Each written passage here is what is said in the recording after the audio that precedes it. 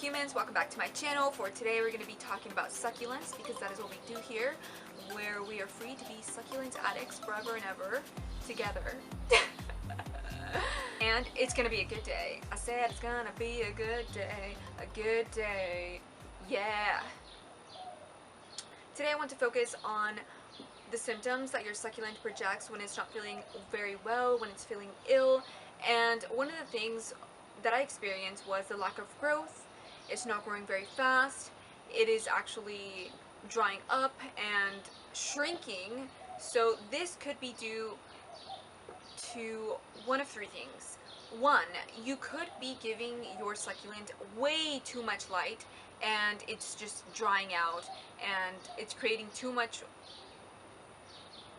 energy but not enough nutrients, so maybe like the lack of water. And the second thing is maybe you're not giving your succulent enough nutrients, so this means that maybe you're not, I felt something in my hair.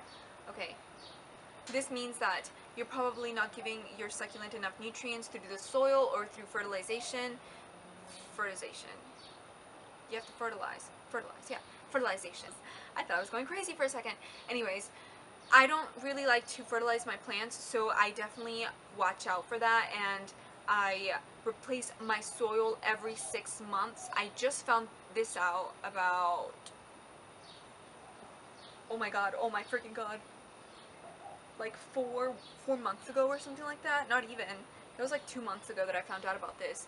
And so make sure that it's getting enough nutrients through its soil, so it has the right minerals to produce whatever hormone to, you know, sustain itself. And of course, watering is always very important.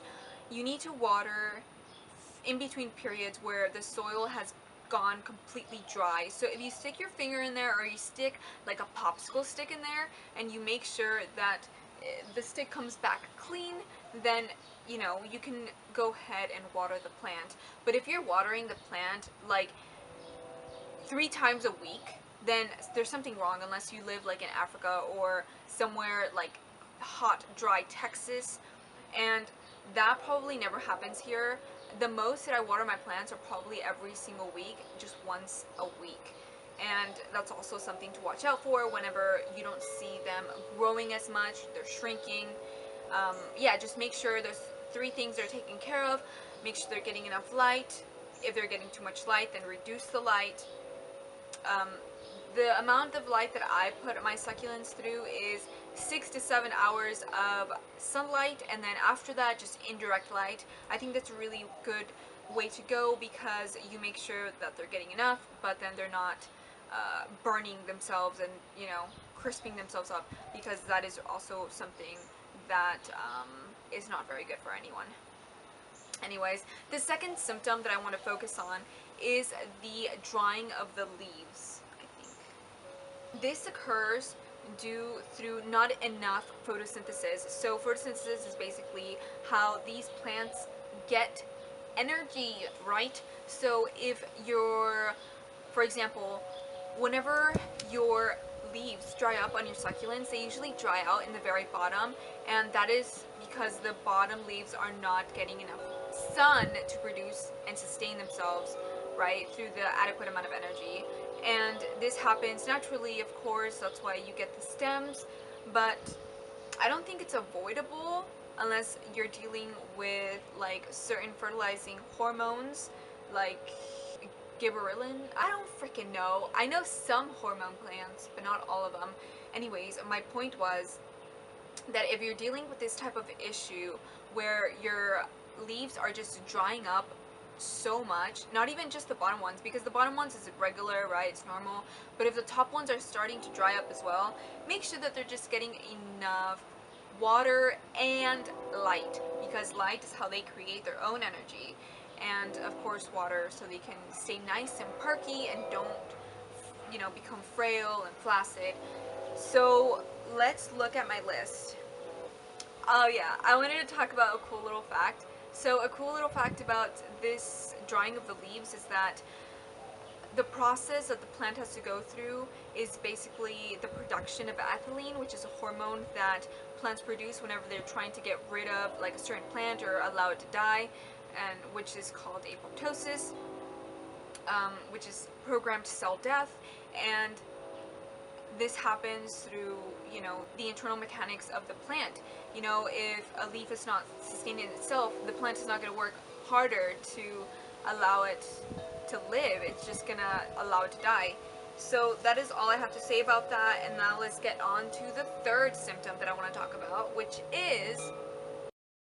So I touched upon this issue in my first video that I made on this series. Okay, so I had this plant.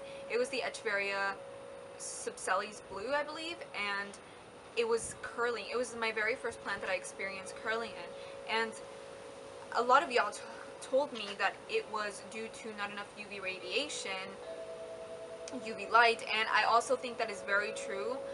But my succulent also had a second issue, and the second issue was drainage. So if those two are combined, or you just have not enough sun, then it's either going to stretch out or just start curling like heck, and it's going to look like it's dying and paralyzed and stuff like that. It's going to look so weird and ugly. But so yeah, just make sure that they're getting enough UV radiation, UV light, and they have proper drainage to completely avoid this issue. The fourth symptom that I want to talk about today is root rot. This occurs due to the overwatering of your plant, and what's going on inside is basically you're bursting the cell plants inside, which is creating some bacterial creation at the very bottom, and this is perfect for a bacterial environment.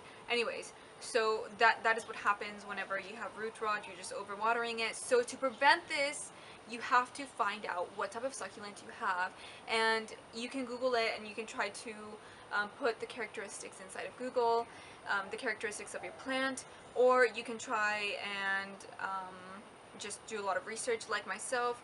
But I do try to put every identification that I find here in this channel, so you can, oh my god, oh my freaking god, so you can see it, and I can share it with you, because I definitely like to make this channel like a dictionary, not a dictionary, yeah, basically like a dictionary, like a visual video dictionary of all of the succulents that I have seen in my life, because that is really cool to just know all of them, because they do have individual names, and if you don't know them, like I didn't know a lot of their names a few years ago, I honestly felt like it was pointless to collect these, because, you know, I don't know, it takes another level of appreciation for the plants.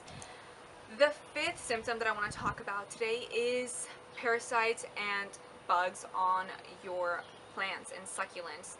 This occurs due to unhealthy soil. So what I mean by that is that whenever you have succulents and the leaves start drying up, and perhaps you're not having your plant protected with a greenhouse, maybe it's just out laying out under a tree, and the leaves from the tree just fall off and collect in the soil of the succulent.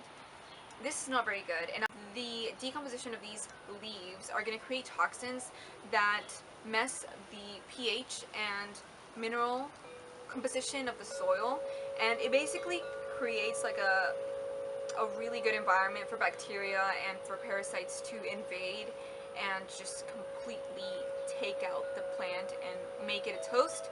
So that is what they do, and this happened to me, and that was exactly why. It was because there was dry leaves, and I was just allowing it to just, you know, live like that. And it's best, like, if you really like your plant, you need to clean it out.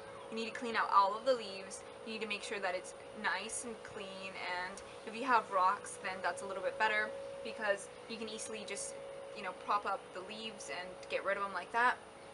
But yeah, that's something that is crucial for the healthy development of your succulent. So that is what I have for today. Thank you so much for sticking by all the way to the end of this video, and if you liked it, go ahead and smash the like button in the bottom. If you want to say anything about the issues that I talked about or symptoms that plants project through, you know, an ill stage of their life, please write me down below, because I want to hear from you. And if you're new here, make sure to subscribe. Thank you so much. I love y'all so freaking much. Happy propagating.